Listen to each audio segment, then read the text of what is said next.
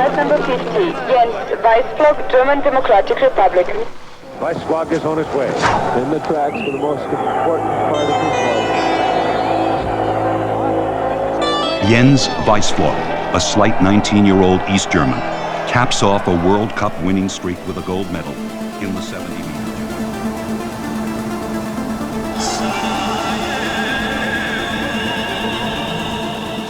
Du musst dir vorstellen, hier sind die runtergeflogen. Fast geschafft. Tatsächlich sind Landminen hier eine sehr reelle Gefahr. In den Bergen gibt es heute noch, Jahre nach dem letzten Krieg, jede Menge Landminen. Das sind alle die Leute, die hier geschrieben sind alle hier verstorben im Krieg. Von meinem Vater, der Bruder, ist hier verstorben. There was a lot of people that were killed, especially in the hotel they were hiding. Guck dich hier mal um, das ist wirklich alles komplett zerstört. Sein direkt dahinter in dem Tal ist Sarajevo. Von hier wurde Sarajevo 3,5 Jahre lang beschossen.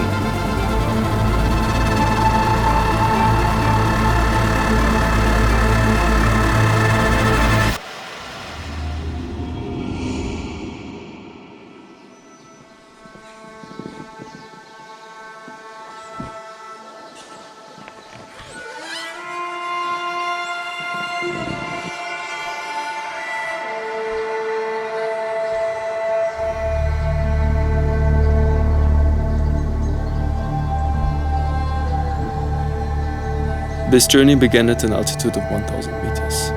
Towering above the capital of Bosnia and Herzegovina lay our camping grounds, the remnants of what was once the country's only astronomical observatory.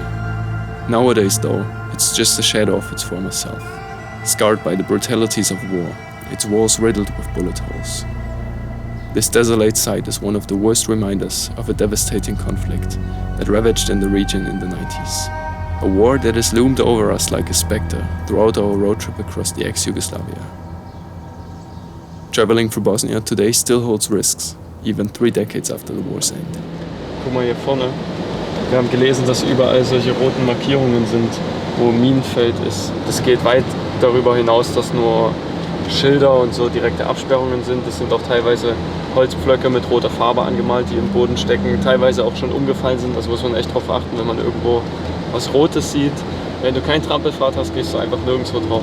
Das ist, fühlt sich auf jeden Fall ungewohnt an für uns, vor allem weil wir sonst immer überall rumstromern, aber es ist hier echt eine andere Liga, weil du machst halt einen falschen Schritt und es passiert ja auch nicht mit irgendeiner Vorwarnung oder irgendwas und du trittst drauf und dann geht das Ding hoch und du hast keine Beine mehr. Das ist schon echt hart. We've just embarked on a mission. Our goal was to uncover the remnants of the 1984 Winter Olympics in Sarajevo. We were about to spend a couple of days in the mountainous outskirts of the city, where numerous abandoned sports facilities lay amidst the rugged terrain, waiting to be explored. Our first stop was the former bobsled track, a haunting echo of past glory. But again, our path should intersect with a far more perilous and sadly ever-present heritage. Tatsächlich sind Landminen hier eine sehr reelle Gefahr. In den Bergen rund um Sarajevo gibt es heute noch, Jahre nach dem letzten Krieg, jede Menge Landminen, die aus verschiedenen Gründen noch nicht geräumt werden konnten. Und vor unserem Trip hier in den Balkan wurden uns so Kartenmaterial zur Verfügung gestellt, auf denen die verschiedenen Minengebiete, die bekannt sind, eingezeichnet sind. Und das nächste Minengebiet hier ist so 1,5 Kilometer entfernt. Trotzdem bleiben wir auf jeden Fall nur auf den Wegen hier, beziehungsweise in der Bobbahn. Da können wir sicher sein, dass wirklich keine Minen da sind.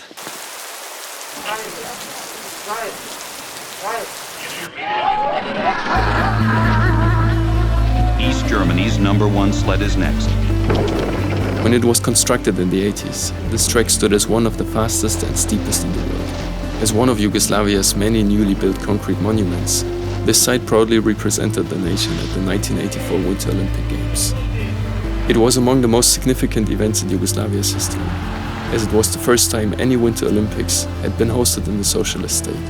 Even amidst rising Cold War tensions, this sports event in Sarajevo marked a rare moment of global unity, with Eastern and Western powers setting aside political differences.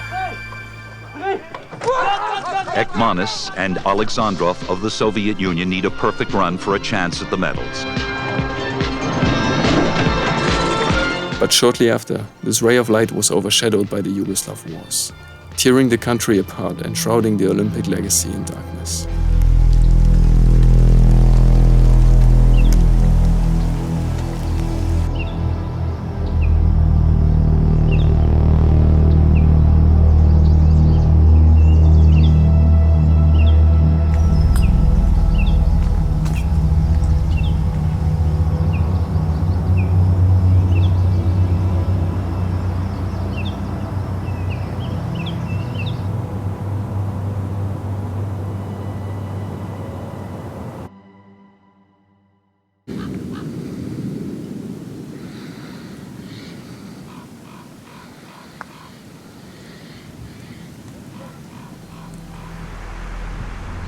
The following morning, a storm was brewing overhead. We had spent the night in the empty parking lot next to this ghostly structure. These are the crumbling ruins of Hotel Igman, perched atop a high plateau near the city, surrounded only by lush forestry. With the harsh contours, its design matches the mountainous landscape. This brutalist beauty is another great example of Yugoslav modernist architecture. It might be difficult to envision now in its state of complete desolation, but in anticipation of Sarajevo hosting the Winter Games, this was constructed as the Olympic Village. See what remains 40 years later.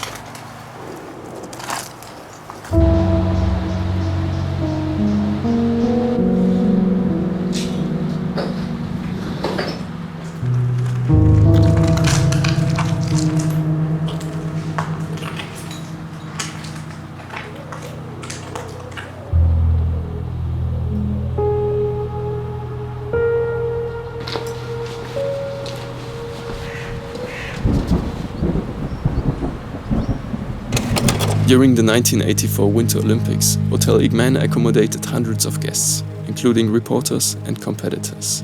It boasted a range of amenities, from restaurants and bars to TV rooms, a nightclub, a sauna, and even a small museum. Wooden panels added warmth and comfort to the atmosphere. After the sports event, the facility remained a premier destination for skiing enthusiasts across Europe for another 6 years.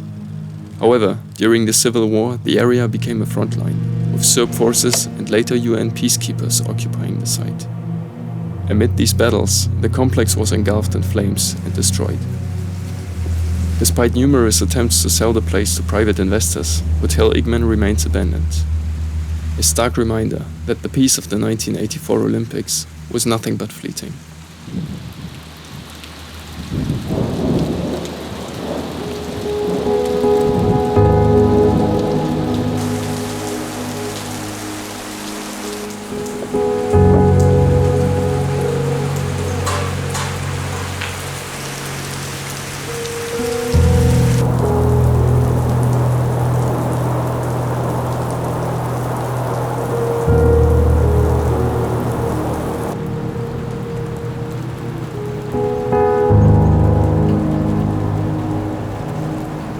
Guck dich hier mal um, das ist wirklich alles komplett zerstört. Das ist eigentlich auch schon komplett hier in Schutt und Asche gelegt. Das hat aber auch damit zu tun, weil das hier ein wichtiger Kriegsschauplatz war. Direkt dahinter in dem Tal ist Sarajevo. Von hier wurde Sarajevo 3,5 Jahre lang beschossen. Also das ehemalige Hotel hier, das wurde umgerüstet zum Artilleriestützpunkt und dann einfach direkt die Stadt belagert. Hier auf der Straße ist auf jeden Fall noch Verkehr, deswegen müssen wir uns ein bisschen bedeckt halten. Aber im nächsten Tal, da ist die Skisprungschanze von den Olympischen Spielen und auch ein Restaurant und das ist teilweise noch in Betrieb, deswegen sind die Autos hier unterwegs. Und die Skisprungschanze selbst ist aber verlassen und auch da gibt es noch jede Menge Zeichen vom Krieg und ich denke, da werden wir als nächstes hinfahren.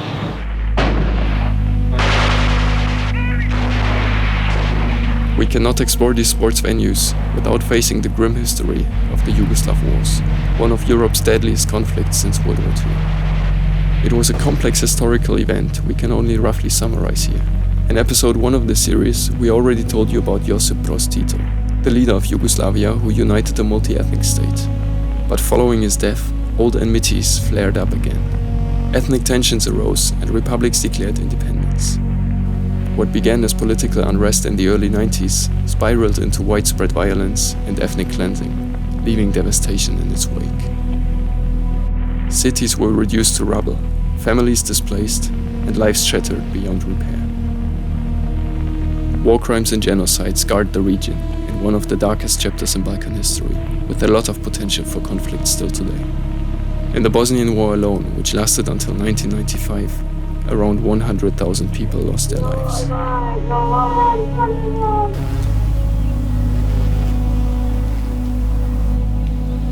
Till, komm mal her, guck dir das an. ziemlich großes Tier. Alter! Ist das eine Kuh? Glaube ich nicht. Da ist der Rest vom Kiefer. Und da liegt der restliche Rest in einer Pappschachtel.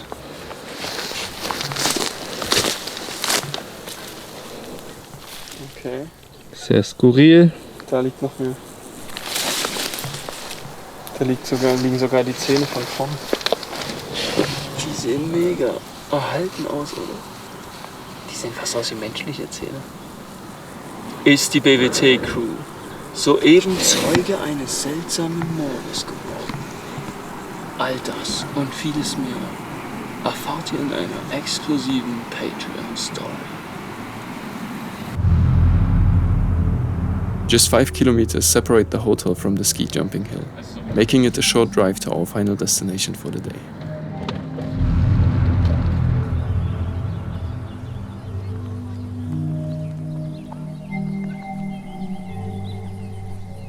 Standing forlorn in the midst of nowhere are 2 concrete ramps, one 70 meters and the other one 90 meters long.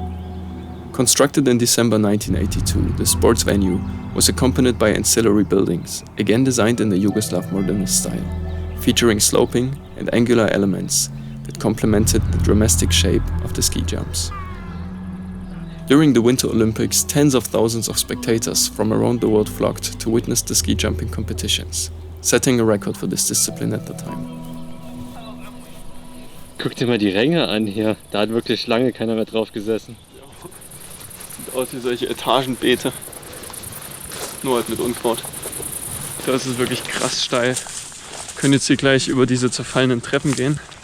Da müssen wir erstmal einen fast senkrechten Hügel hoch. Der Punkt, wo die abgesprungen sind und dann irgendwo hier gelandet sind. Mal sehen, wie das von oben aussieht. Ich habe auf jeden Fall immer krassen Respekt vor diesen Skispringern.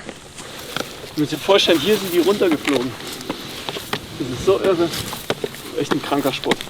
Sadly, following the outbreak of the war, this complex met the same fate as the others and lay in complete havoc.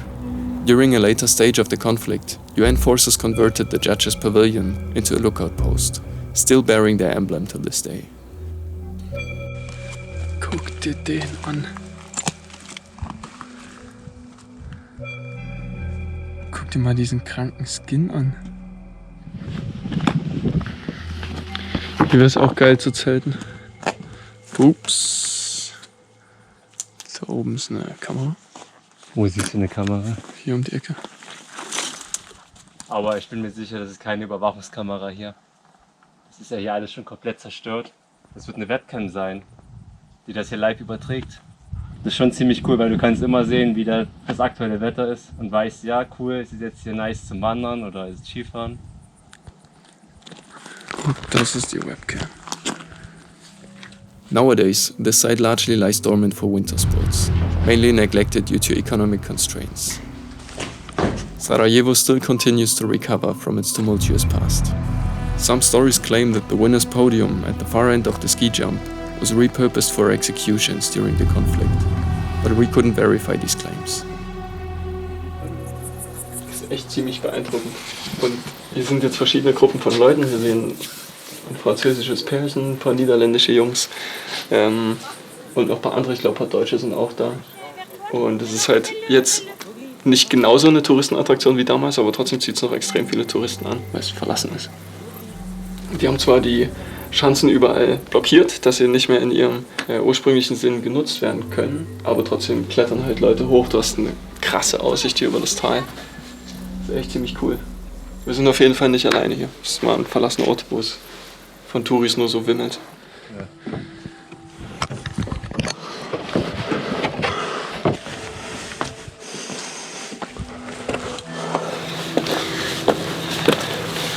Fast geschafft. Naja, wie man sieht. Der steile Teil kommt erst jetzt. The transformation of these sporting venues, which once stood for peace and stability, into the scene of a cruel war, is a testament to the pervasive nature of conflict. The legacy of the 1984 Winter Olympics seems shattered and punctuated by bullet holes. These war-torn sites bear the enduring scars of a clash that continues to divide the Balkans to this day. Zwischen dem ganzen Grün ist da so ein Fleck. Das ist das Hotel, neben dem wir letzte Nacht gepennt haben. Das werden wir heute wahrscheinlich nochmal machen, da war es ziemlich ruhig. Und hier sieht man auch echt so diese bosnische Landschaft. Das ist total krass. So schön hier, so unberührt teilweise.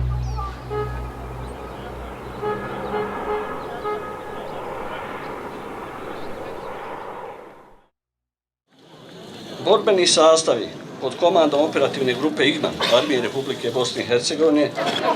We woke up to an unexpected flurry of activity. Although we were camping in a remote location, hundreds of people appeared this morning, a stone's throw away from our tent. We observed a somber ceremony unfolding at the military cemetery near the hotel ruins. It was the 6th of August, a day of mourning, we learned, marking a crucial moment for the country. In August 1992, Serbian troops were about to seize control of this vital area outside Sarajevo, where there was the only road to the capital, still under Bosnian control. This road was a lifeline for Sarajevo, part of an important corridor to supply the city. The fallen defenders were commemorated at this gathering. In this moment, amidst the echoes of history, we caught a glimpse of the vibrant tapestry of Bosnia-Herzegovina, a country rich in diversity, yet fraught with the challenges of uniting profoundly different interests. Before the fall of Yugoslavia, nationalist movements radically opposed this, igniting the flames of conflict that engulfed the region in bloodshed. Yet, on this day, 3 decades since the onset of the war, there was a sense of community and resilience in the air, as if the scars of the past were beginning to heal. True to the Balkan spirit, it wasn't long before locals approached us, eager to share their stories. Die Leute, die hier geschrieben sind alle hier verstorben im Krieg, bei den ersten Kämpfen. Von meinem Vater, der Bruder, ist hier verstorben. Der steht da unten, unten rechts in der Mitte, Shuta Shefik heißt der. Ich war in Deutschland damals, als er verstorben ist. Ich war ja 10 Jahre war ich alt, als er verstorben ist im Krieg. Als die Serben in Chaplin da unten einmarschiert sind, dann sind sie also in jedes Haus reingegangen,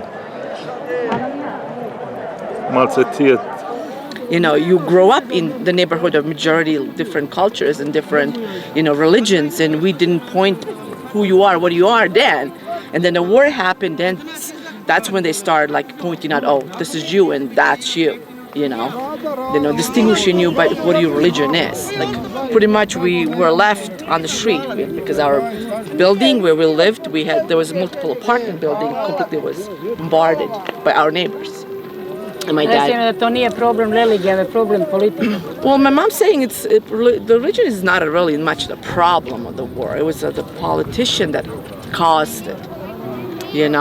Look at this. I bet you here, there's not only just one particular religion. There's a bunch of other people here that, they're not just Muslims and covered.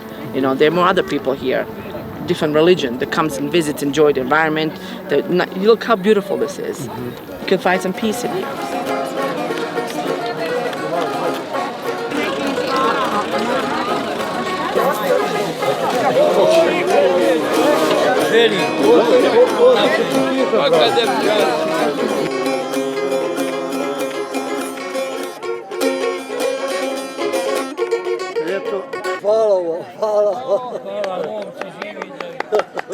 Hoćemo li jedno kolo da... Today, I'm in a completely different setting than usual. I'm currently in Brazil, where I'll be living for the next 3 months. Nevertheless, Marco and I are working full-time to bring you this series of Balkan Detours. Many thanks to all of our donors who made this new format possible with their financial support. A special shout-out goes to Lucas, who's handling all the music and sound design for the series. When we launched our crowdfunding campaign to kickstart Balkan Detours, Lucas offered his expertise. He's a professional composer from the Balkans with an impressive portfolio, having scored for movies, commercials and more. Having someone on the team dedicated solely to make our content sound good truly makes a difference, and Lucas is freaking good at it. To hear more of his work, you can find links in the video description. Be sure to let us know your thoughts on the music of Balkan Detours, which is all composed by him. If you want to help us create more such videos, consider pledging on Patreon, becoming a channel member here on YouTube, or check out our webshop at bwturbex.com. Our channel relies on the financial backup of our audience, and we deeply appreciate every kind of support. Stay tuned for new videos next month, along with a major announcement. See you then.